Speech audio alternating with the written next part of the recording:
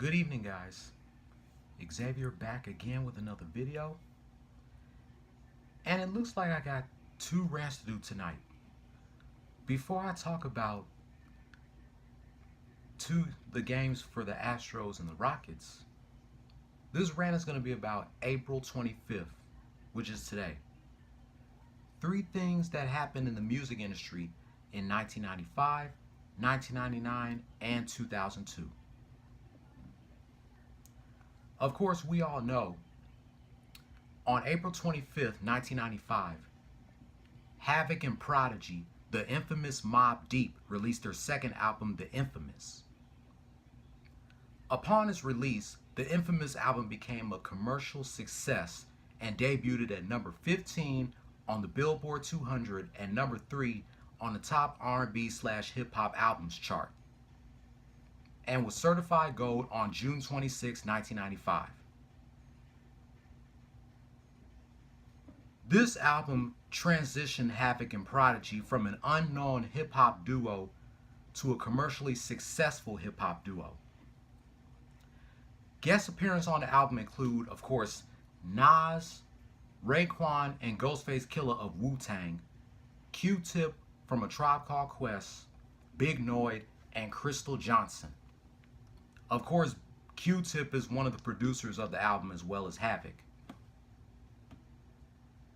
Four produced songs off the album include their biggest hit of the album, Shook Ones Part 2, Survival of the Fittest, Temperatures Rising, and my all-time favorite Mobb Deep song, Give Up the Goods.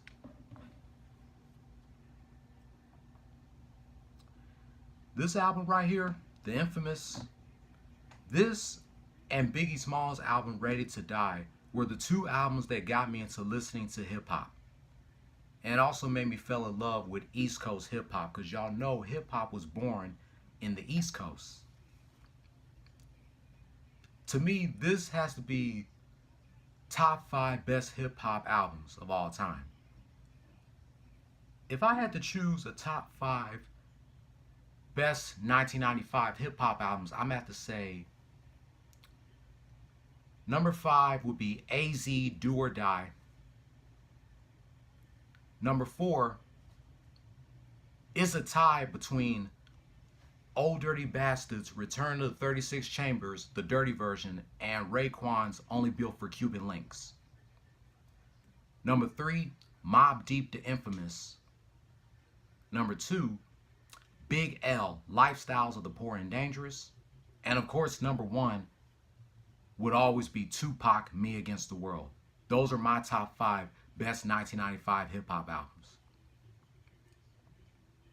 I can't wait for the 25th anniversary next year. And also, most of the leftover songs from this album became bonus tracks for Mobb Deep's 8th and last album, their self-titled album, The Infamous Mobb Deep, that was released in 2014. But like I said, I can't wait for the 25th anniversary next year. And I wish Prodigy was still here to celebrate 25 years of this album next year.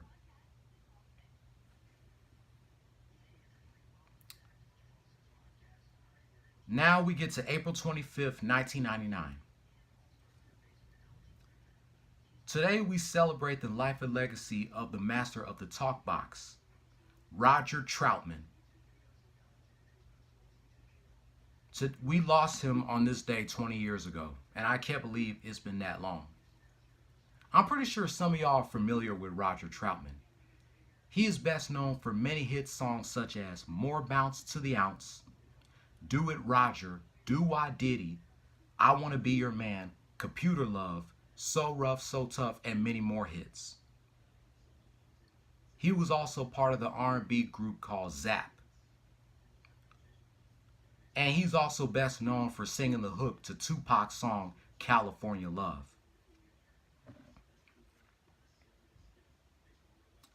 Sadly, on this day, on the morning of April 25th, 1999, which was a Sunday, Roger Troutman was found shot critically wounded outside his Northwest Dayton, Ohio recording studio around 7 a.m. According to doctors, the 40-year-old had been shot several times in the torso. Roger Troutman died during surgery at the Good Samaritan Hospital and Health Center. Y'all won't believe who was the suspect of Roger Troutman's shooting death. His older brother, Larry Troutman, who afterwards shot himself. And the group Zapp had to disband in 1999 due to the deaths of Roger and Larry Troutman. But they reunited in 2003.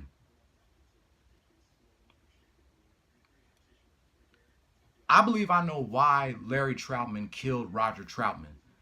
Because Roger Troutman fired Larry as his manager, which Larry has been doing for the past several years, since the beginning of Roger Troutman's career. If Larry Troutman would have took it like a man when Roger Troutman fired him as his manager, Roger Troutman would still be here right now. And all these rappers and singers better pay homage and respect to Mr. Roger Troutman, because he paved the way for all these rappers and singers using auto-tune. He wasn't exactly using auto-tune. He was using something that was called a talk box that sounded like auto-tune but was a million times better.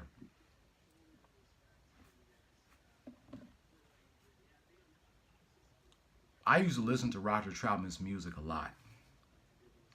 I still can't believe that it's been 20 years since he's been gone. But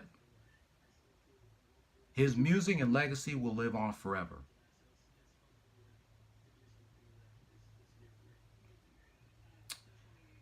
Now we get to April 25th, 2002. Today we also celebrate the life and legacy of one member from the R&B group TLC, Lisa Left Eye Lopes. Today has been 17 years since Left Eye died in a car crash while doing a charity or a donation in Honduras. She swerved off the road to avoid hitting another vehicle. She was thrown from the car and died instantly. And plus, Left Eye was not wearing a seatbelt at the time of her death. She was also working on a documentary at the time of her death, which was released as The Last Days of Left Eye, that aired on VH1 5 years after her death. She was 30 years old, a month before her 31st birthday on May 27th. Left Eye was my favorite member of TLC.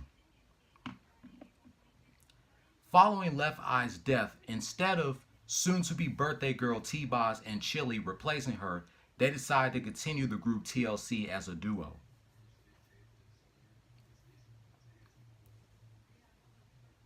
I can't believe it's been 17 years since Left Eye died in that car crash. But her name and legacy will definitely live on. And you know it's ironic that Left Eye died 8 months after Aaliyah did. One died in a plane crash and the other died in a car crash. That's just crazy. But that's going to wrap up my first rant of the night about April 25th. In 1995, it's been 24 years since Mobb Deep released The Infamous, 20 years in 1999 since Roger Troutman got killed, and 17 years since Left Eye died in a car crash. Let me know what you think about April 25th, 1995, 1999, and 2002. Give me a thumbs up or thumbs down, and I will be back in a minute to talk about the Astros in their games against the Cleveland Indians and the Minnesota Twins, and Game 5 of the Western Conference quarterfinals between the Houston Rockets and the Utah Jazz.